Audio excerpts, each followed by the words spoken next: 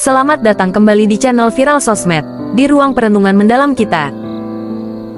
Ini adalah video bagian ke-6 dari playlist rahasia pembuka Al-Quran. Mari kita mulai.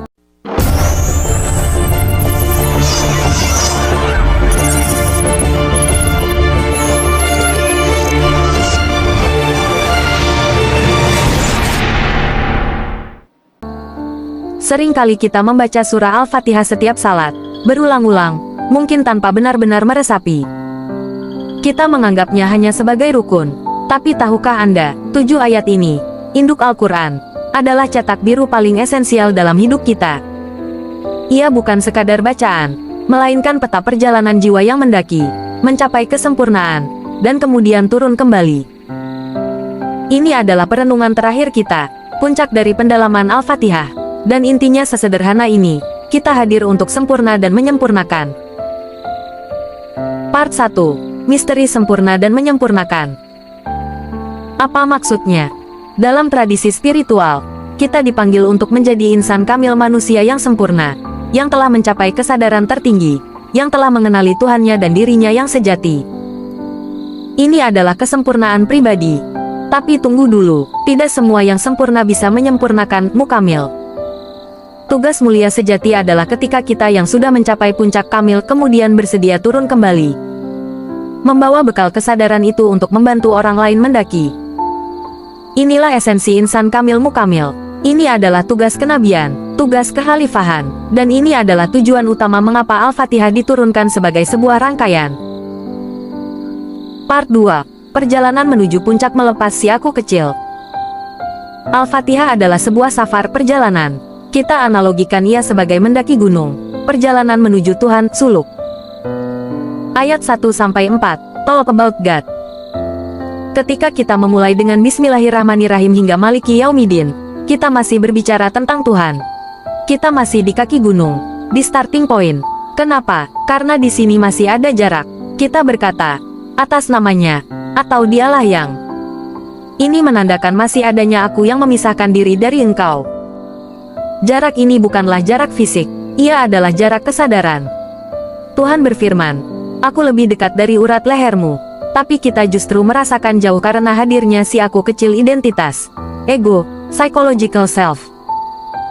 Ia adalah jubah-jubah gelar, jabatan, penilaian, dan harapan yang menutupi ruh sejati kita. Disinilah peran ayat 2 Alhamdulillahirobbilalamin dan ayat 3 Ar-Rahmanir-Rahim menjadi kunci. Rab artinya pendidik. Tuhan mendidik kita agar kita menyadari bahwa pemisahan itu ilusi. Ar-Rahman Ar-Rahim adalah kekuatan utama Tuhan, kasih sayang. Ego hanya bisa dilebur oleh kasih sayang. Segala konflik dan amarah hanya bisa diredakan ketika kita kembali pada fitrah kasih sayang. Karena sesungguhnya, kebahagiaan sejati bukanlah sesuatu yang dicari di luar, melainkan sesuatu yang kita sudah miliki di dalam diri. Ayat 5. Puncak dan peleburan Iyyaka na'budu. Begitu ego luntur, kita mencapai titik lebur. Disinilah terjadi penyatuan. Hanya kepadamu kami menyembah dan hanya kepadamu kami memohon pertolongan. Di sini, si aku kecil telah lenyap. Tidak ada lagi dua pihak, hanya ada kesatuan ahad. Kita telah mencapai puncak, mencapai status kamil sempurna. Part 3. Jalan lurus sebenarnya turun kembali. Setelah mencapai puncak, permintaan di ayat 6 menjadi sangat esensial. Ihdinas siratal mustaqim, tunjukkanlah kami jalan yang lurus. Jika kita sudah bertemu Tuhan di puncak, mengapa kita masih meminta ditunjukkan jalan yang lurus? Karena jalan yang lurus itu, dalam tafsir ini, adalah jalan turun kembali. Ini adalah permintaan untuk menempuh jalan yang membawa kesempurnaan diri itu kembali ke dunia. Nabi Muhammad setelah Miraj tidak memilih tinggal bersama Tuhan, melainkan kembali kepada umatnya. Itulah tugas seorang mukamil yang menyempurnakan. Part 4. 3 level kesadaran dalam perjalanan. Ayat 7 kemudian menjelaskan 3 kemungkinan kondisi kesadaran yang akan kita temui dalam perjalanan turun atau yang sedang menempuh pendakian. 1. Siratal lazina an'amta alaihim, jalan orang yang diberi nikmat. Inilah jalan sang kamil mukamil, jalan yang seimbang. Siapakah mereka yang diberi nikmat? Bukan hanya yang berlimpah harta, melainkan mereka yang memiliki kesadaran penuh bahwa semuanya hanya Allah. Mereka yang melihat wajah Tuhan di setiap peristiwa, di setiap orang baik yang menyenangkan maupun yang menyebalkan. Ini membebaskan mereka dari dualisme dan konflik. Hakikat syukur, jika kamu bersyukur, aku akan menambahkan padamu, bukan menambahkan nikmat materi tetapi menambahkan kesadaranmu. Syukur memperbesar wadah kesadaran kita, sehingga rezeki tertinggi hikmah mengalir. Hidup mereka penuh kedamaian, bukan drama. 2. Gairil Maghdubi alaihim bukan jalan mereka yang dimurkai. Mereka yang berada di bawah, di kaki gunung, yang tidak ingin mendaki. Mereka adalah pribadi yang hidupnya penuh drama, konflik, dan keluh kesah. Mereka mabuk oleh kemelekatan pada duniawi, harta, jabatan, penilaian orang lain, dan terus menempatkan ego sebagai tuan rumah di hati mereka sendiri. Murka Tuhan bukanlah sifat benci, melainkan ekspresi kosmik bahwa kesadaran mereka jauh dari realitas sejati. Mereka adalah korban dari ilusi yang mereka ciptakan sendiri. 3. Walat Daulin, dan bukan pula jalan mereka yang sesat. Mereka yang sudah mendaki, sudah mencapai puncak, tapi tidak mau turun.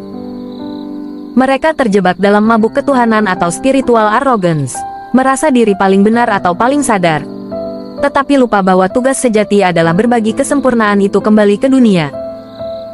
Mereka berdiam dalam kontemplasi, melupakan tanggung jawab sosial, dan tidak mampu mengkonversi pengetahuan menjadi akhlak dan perilaku yang bijaksana. Penutup, janji peta itu. Saudaraku, Al-Fatihah yang kita baca setiap hari adalah janji dan pengingat. Ia adalah pembaruan kesadaran bahwa kita harus melepaskan si aku kecil, mendaki melalui kekuatan kasih sayang, mencapai penyatuan kamil, dan kemudian dengan bijaksana, mukamil, membawa nikmat kesadaran itu kembali ke kehidupan. Maka, mulai hari ini, saat Anda mengucapkan Al-Fatihah dalam salat, jangan sekadar membacanya. Ber-Al-Fatihahlah.